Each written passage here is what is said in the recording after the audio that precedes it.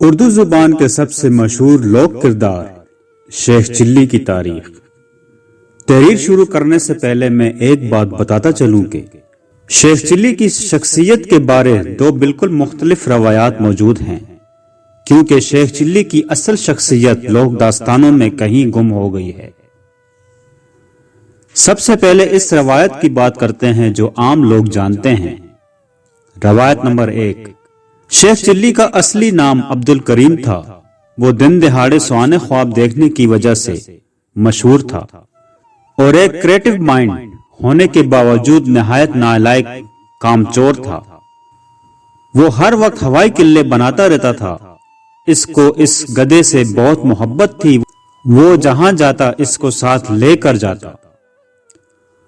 وہ 17ویں صدی کا درمیانی دور میں مغل بادشاہ اورنگزیب کے دور میں وہ دربار کا اہم حصہ تھا۔ اورنگزیب کا بھائی دارا شکوہ شیخ چلی کا آئیڈیل تھا۔ روایت نمبر 2، شیخ چلی کا نام سنتے ہی شیخی بگاڑنے والے شخص کا چہرہ ذہن میں گردش کرنے لگتا ہے، کیونکہ عام طور پر بڑے بول اور جھوٹ بولنے والے کو شیخ چلی کہا جاتا ہے، لیکن روایت نمبر 2 کے مطابق وہ ایک صوفی بزرگ تھے۔ اس عظیم صوفی بزرگ کا نام شیخ چلی نہیں بلکہ شیخ چہلی تھا۔ انہوں نے ایک انوکھا چلہ کاٹا جس کی وجہ سے ان کو شیخ چہلی کہا جاتا ہے۔ یہ ایک بہت بڑے بزرگ تھے۔ وہ ایران کے رہنے والے تھے۔ وہ بھارت میں تبلیغ اسلام کے لیے آئے تھے اور اپنے سفر کے دوران انہوں نے بھارت میں مختلف مقامات پر قیام کیا۔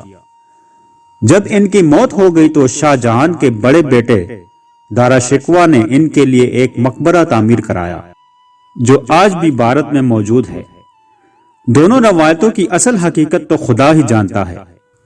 دوسری زبانوں میں لوک کرداروں کو بہت عزت دی جاتی ہے۔ ان کی مثال ہرگلس اور بامسی بیرگ ہیں۔ بامسی بیرگ ترکی زبان کا سب سے مشہور لوک کردار تھا۔ وہ 500 عیسوی کے ارد گرد پیدا ہوئے۔ وہ بہت ہی بہادر نوجوان تھا۔ ان کو خراج تحسین پیش کرنے کے لیے دنیا کے سب سے مشہور ڈراموں میں سے ایک ارطغرل غازی میں اس کے نام کا ایک کردار دکھایا گیا۔ ان کی قبر آج بھی ترکی میں موجود ہے۔